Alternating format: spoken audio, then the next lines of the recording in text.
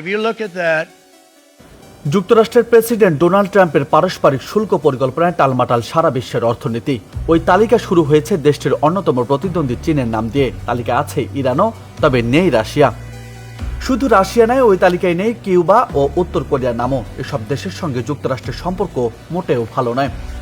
রাশিয়ার নাম না দেখে বিস্মিত হয়েছেন অনেকেই। সংবাদ মাধ্যম নিউজ উইক জানিয়েছে, বিষয়টি সমালোচিত হয়েছে খোদ যুক্তরাষ্ট্রেই।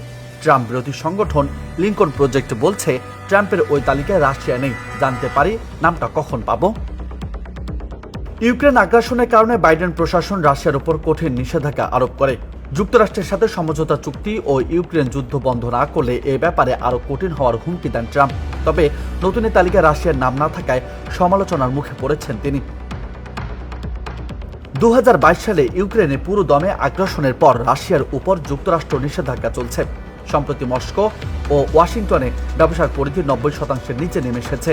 2021 সালে যা ছিল 35 বিলিয়ন, তা 24 এসে নেমেছে 3.5 বিলিয়নে।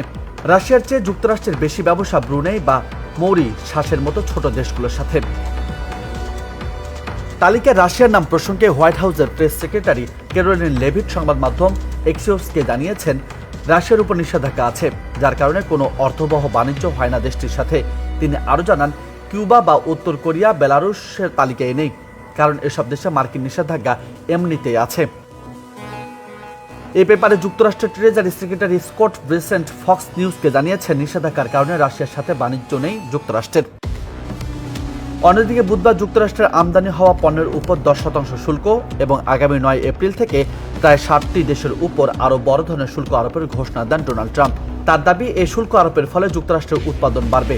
তবে ট্রাম্পের এই সিদ্ধান্তকে বিশ্ব অর্থনীতির জন্য বড় আঘাত বলে মনে করেছেন বিশ্ব নেতারা। নিউজ ডেস্ক, বার্তা 24।